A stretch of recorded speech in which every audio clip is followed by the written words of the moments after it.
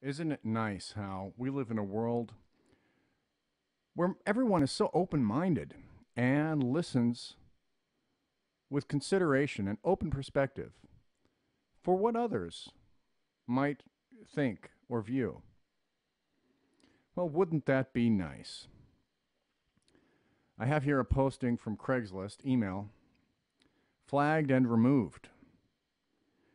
Your posting violated community guidelines and was removed by the community.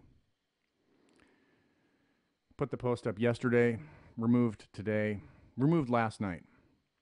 What was this violating post?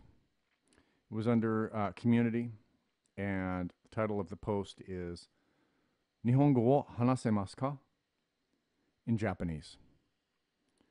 Yeah, I made a post in a different language other than English, which is not the official language of America. We have no official language here. You can say whatever you want. We have a First Amendment, and you can say whatever you want. So, so I'm looking for a language exchange partner. Yeah, it's nothing bad. It's a G-rated activity. I'm very good at this. I try to work on facilitating the communication so that I can understand how to say what I want in Japanese, and I get you to teach me that, and I help you speak English. I help you figure out what you want to say, correct your grammar, make you sound good, and get you confident with the things that you're trying to say. I'm good at this, and I'm looking for a language exchange partner. And I put at the bottom of the post, all the post is in English and Japanese, by the way. So if anyone thinks it's some sort of conspiracy to take over the world, then it's clearly right there in English as well. And at the bottom of the post, if you don't like this, please just move on and don't flag. Thank you. Just to let them know that I understand that some people don't like this. They don't like to see foreign language, but just please just leave me alone. Thank you.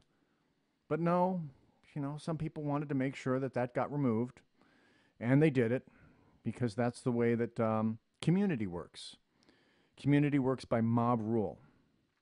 And if the majority of people think things should be a certain way, well, sometimes even a vocal minority of a few people, if they're loud enough and nobody else speaks up, they get things their way. So it's another example of bullying the oddball, bullying the intellectual. And if you're an intellectual, if you're somebody with an IQ of above 125, which isn't all that high in America, it's a little bit low. Average IQ is below 100 in America. Then you're a minority. You don't get any special privileges or rights, but you do get to deal with a lot of people who don't like it, who don't like your proclivities, who don't like the weird things that you do, who don't like you sticking out, and who want to make sure that you conform to the way that everybody else is because what you're doing is not acceptable. And especially for social justice warriors, they want to make sure that you know that because you don't fit into their special group, and especially if you don't fit into their group by any of their criteria, such as skin color or sexual orientation or disability status or any of the other number of special identity characteristics that may qualify you for a higher ranking on their social justice, identity politics totem pole.